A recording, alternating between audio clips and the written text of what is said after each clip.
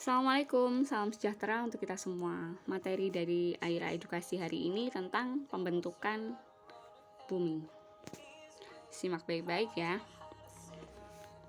Kenampakan muka bumi di setiap wilayah berbeda-beda.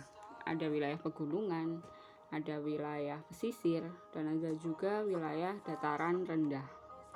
Kenampakan muka bumi yang berbeda-beda ini disebabkan karena adanya tenaga yang berasal dari dalam bumi yang kita sebut dengan tenaga endogen, dan ada juga tenaga yang berasal dari luar bumi yang kita sebut dengan tenaga eksogen.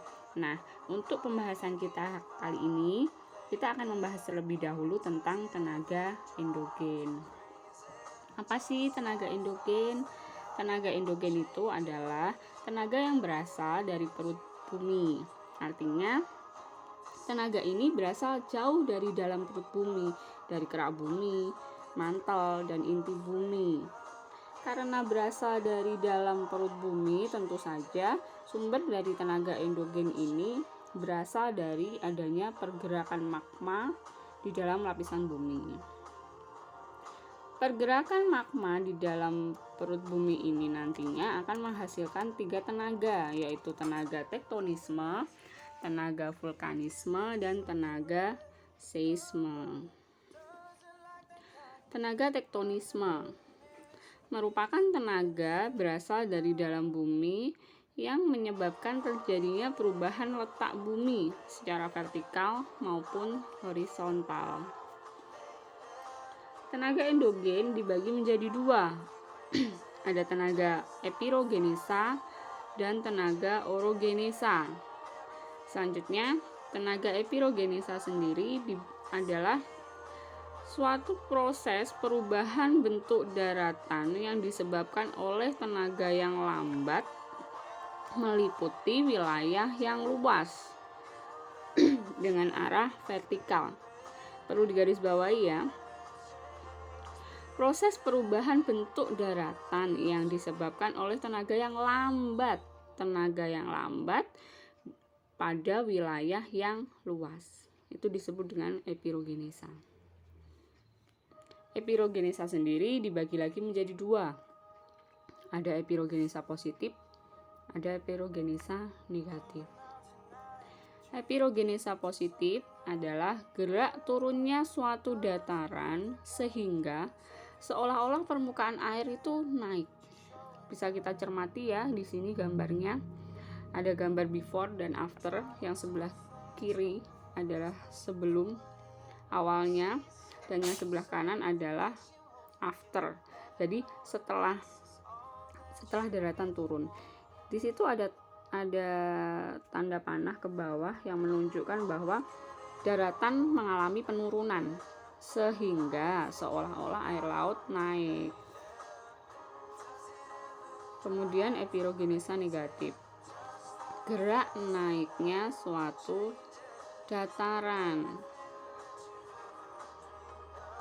sehingga permukaan air laut seolah-olah turun. Kalau yang epirogenesa positif tadi daratannya turun, kalau epirogenesa negatif daratannya ini naik, jadi seolah-olah permukaan air laut turun. Bisa dipahami ya. Berikut kita cermati ada perbedaannya. Silakan dicermati. Yang sebelah kiri ada epirogenesa positif, sebelah kanan ada epirogenesa negatif. Bisa kalian cermati perbedaannya seperti apa. Selanjutnya ada tenaga orogenesa. Kalau tadi epirogenesa, sekarang orogenesa. Kalau epirogenesa tadi pergerakannya lambat dalam dalam wilayah yang luas.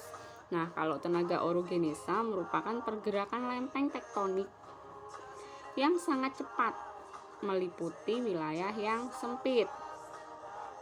Penekanannya sangat cepat pada wilayah yang sempit. Jenis-jenis orogenesa ada lipatan, patahan, retakan, dan pelengkungan. Lipatan yaitu bentuk muka bumi yang terjadi karena tekanan yang lemah tetapi berangsur terus-menerus. Pada lipatan ini, puncak lipatan disebut dengan antiklinal, sedangkan lembah lipatan disebut dengan sinklinal. Ada tipe-tipe lipatan, ada lipatan tegak, lipatan miring, lipatan rebah, lipatan menutup. Kalau lipatan tegak dihasilkan dari dorongan kekuatan yang sama mendorong dua sisi yang seimbang. Sedangkan lipatan miring, lipatan yang memiliki arah lipatan yang mendatar dan hanya satu arah. Lipatan rebah dihasilkan karena adanya dorongan kuat dari salah satu sisi yang lebih kuat.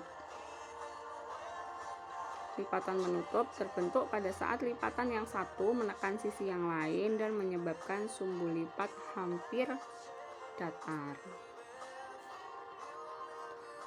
Ini ada contoh bentuk dari lipatan.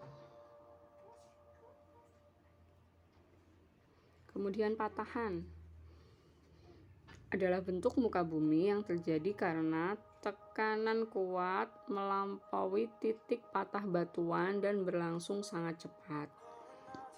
Patahan tidak hanya menyebabkan retakan, tetapi batuan juga dapat terpisah.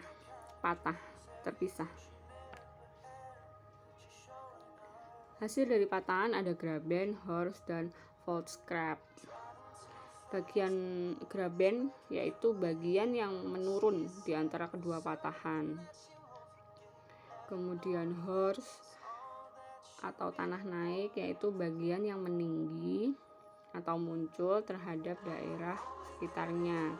Kemudian ada dinding terjal yang dihasilkan patahan dengan salah satu blok bergeser ke atas menjadi lebih tinggi.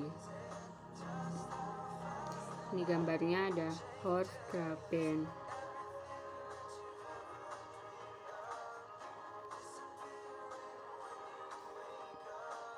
Retakan merupakan bentukan lahan yang terjadi karena pengaruh gaya renggangan, sehingga batuan bisa mengalami retak-retak tapi masih bersambung. Kalau patahan tadi terpisah, batuannya sampai terpisah. Kalau retakan ini dia tidak terpisah, masih tersambung. Berikut seperti ini contoh gambarnya. Jadi tetap menjadi satu ya, tetap sambung, hanya retak.